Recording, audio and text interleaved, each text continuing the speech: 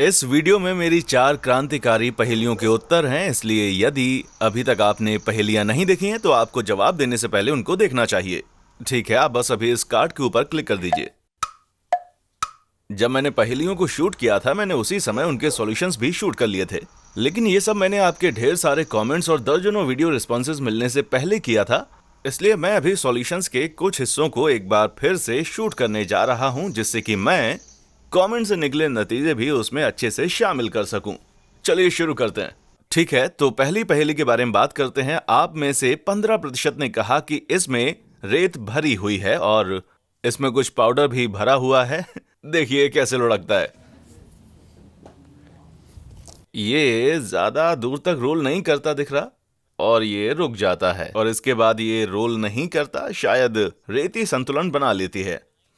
हो सकता है कि आप किसी बड़े किस्म की रेत के बारे में सोच रहे थे, जैसे कि ये छोटे कंकड़ पत्थर। चलो एक बार फिर से कोशिश करते हैं।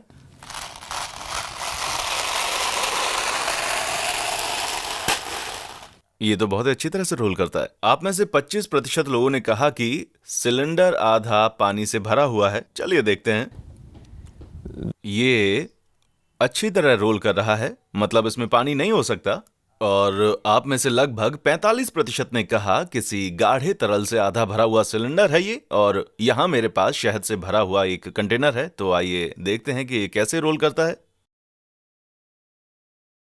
ये बुरा नहीं है, ये चलता है, फिर रुक जाता है और फिर से रोल करता है। ये एक अच्छा अनुमान है। फिर भी ये एकदम मिस्ट्री सिलेंडर के जैसा तो नहीं चल रहा है, लेकिन ये निश्चित रूप से मिलता जुलता तो है ही। और ये कोई संयोग की बात नहीं है। मिस्ट्री सिलेंडर के अंदर सच में शहद ही भरा हुआ है, और पिंग पोंग बॉल्स भी हैं। इस शहद में 2 पिंग पोंग बॉल डूबे हुए हैं। तो अगर मैं इसे रैंप पर रख देता हूं, तो गुरुत्वाकर्षण का केंद्र रैंप से इसके संपर्क के बिंदु के ऊपर नहीं है, इसलिए ये आगे रोल करता है। लेकिन अब क्योंकि ये पिंग पोंग गेंद आगे आ गई है, ये गुरुत्वाकर्षण का केंद्र बदल देती है, जो संपर्क के बिंदु के बिल्कुल ऊपर आ चुका है, और इसलिए ये थोड़ी देर के लिए रुक जाता है। लेकिन फिर शहद के दलदलेपन से होती हुई पिंग पोंग गेंद जब ऊपर आ जाती है, तो गुरुत्वाकर्षण का केंद्र फिर से आगे खिसक जाता है, जिससे छोटा सा कंटेनर रोल करने लगता है। तो ये थी रहस्यमय सिलेंडर की ट्रिक, और ये बहुत ही आसान है। आप इसे घर पर आजमाना चाहें तो कर सकते हैं। मैंने आपको इस ट्रैक पर 2 लैप्स लगाने का चैलेंज दिया था, जहां पहला लैप चाहे जितना धीरे चल सकते थे, लेकिन दूसरे लैप में आपको तेजी से चलना था। कुछ ऐसे कि आपकी कुल औसत स्पीड आपके पहले लैप की स्पीड से दोगुनी हो। अब जब साइमन पंपेना ने मुझे पहली बार ये सवाल पूछा था, तो मुझे इसे हल करने के लिए बहुत समय लगा था। मैंने पूरा कागज चितर डाला, लेकिन उत्तर नहीं मिल रहा था। और ऐसा इसलिए क्योंकि आप ऐसा असल में कर ही नहीं सकते। शायद आप ये सोचे कि मैं अपनी दूसरी लैप में 3v1 की गति से दौड़ूंगा, जिससे मेरी कुल औसत गति 2v1 हो जाएगी। लेकिन प्रॉब्लम यह है कि आप दोनों गतियों को जोड़कर बस 2 से डिवाइड नहीं कर सकते, क्योंकि आप अपने पहले लैप में कहीं ज्यादा समय लगाते हैं, और ये गति आपके औसत को बहुत कम कर देती है। इसका मतलब है आपको असंभव गति से तेज दौड़ना होगा। मैं समझाता हूं। पहले लैप का वेग यानी वेलोसिटी मिलती है पूरे लैप की लंबाई को t1 से, यानी इसमें लगे कुल टाइम से डिवाइड करने पर। अब यदि आप चाहते हैं कि आपकी कुल औसत स्पीड 2v1 हो, तो हमें 2d डिवाइडेड बाय t1 करना ही होगा। आपको दौड़कर उतने ही समय में दोगुनी दूरी तय करनी पड़ेगी जितनी आपने पहले लैप में की थी। लेकिन क्योंकि आप पहला लैप दौड़ चुके हैं, इसलिए आपके पास दूसरा लैप दौड़ने के लिए कोई भी टाइम नहीं बचा है। और भले ही आप प्रकाश की गति से दौड़ें, तब भी आप अपनी औसत स्पीड को अपने पहले लैप के वेग से दोगुनी नहीं कर पाएंगे। और मैं सच बोल रहा हूं कि ये गणितीय रूप से असंभव है। तो ये थोड़ा ट्रिक वाला सवाल लग सकता है, लेकिन मेरा पूछना यह है कि ये किया जा सकता है या नहीं। ये ऐसा लगता है कि आप इसे कर सकते हैं, लेकिन असल में आप इसको नहीं कर सकते। ये वास्तव में असंभव है। चौथी पहेली, मतलब ट्रेन के बारे में जो सवाल था, उसका जवाब वास्तव में बहुत अच्छी तरह से दिया गया। ज्यादातर लोगों ने पहियों से संबंधित कुछ बताया, और ये बातें समझ में आती हैं क्योंकि पहेलियों की ये श्रृंखला रोटेशनल मोशन के बारे में ही है। हालांकि कुछ लोगों ने जवाब दिया कि शायद वो भाप थी जो पीछे की तरफ जा रही थी, या फिर शायद ट्रेन में मौजूद हवा के अणु थे वो। और ये सच में एक चालाकी भरा पॉइंट है। हालांकि मैं हवा को असल में ट्रेन का हिस्सा नहीं मानता, इसलिए ये सही है कि ट्रेन का वो भाग जो पीछे की ओर जा रहा है, वो है पहिए का निकला हुआ किनारा, यानी कि फ्लैंज, जो पटरी के नीचे होते हैं। यही वो हिस्सा है ट्रेन का जो पीछे की ओर चल रहा है। ये समझने के लिए आप एक घूमते हुए पहिए के बारे में सोचिए। पहिए का टॉप हिस्सा 2v की गति से आगे बढ़ रहा है और पहिए का निचला बिंदु बिल्कुल आगे नहीं बढ़ रहा है।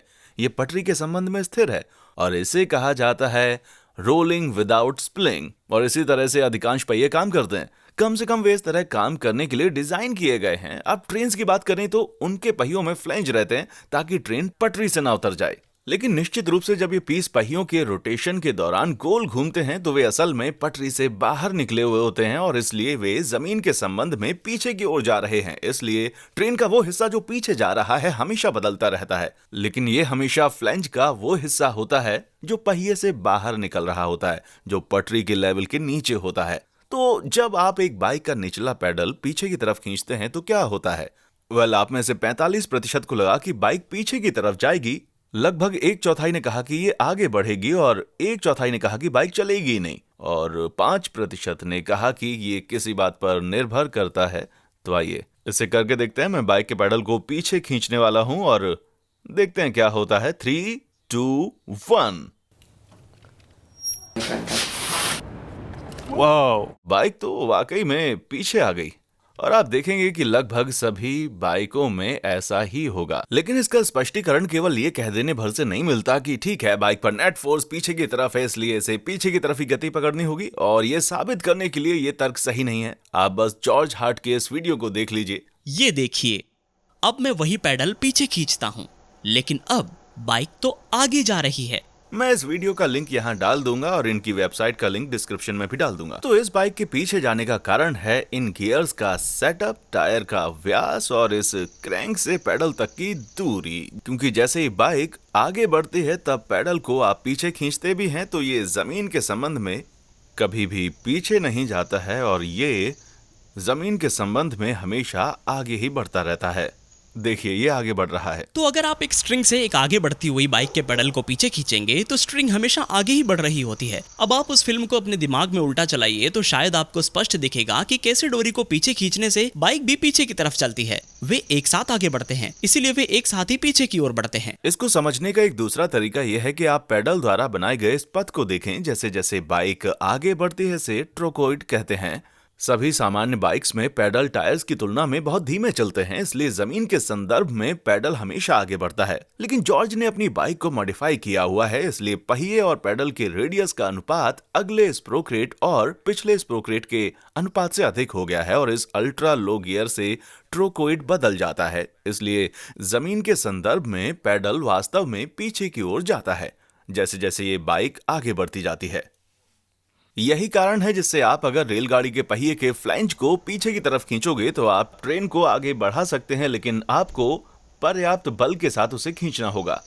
अगर हम सामान्य साइकिल्स में निचले पैडल को इस तरह से खींचेंगे तो साइकिल पीछे की ओर ही आएगी, लेकिन गियर का अनुपात बदलने पर आप बाइक को आगे भी बढ़ा सकते हैं। इसलिए वे लोग सही थे जिन्होंने ये जवाब दिया कि ये इन गियर्स के साथ क्रैंक के आकार और पिछले पहिए के रेडियस के अनुपात पर निर्भर करता है।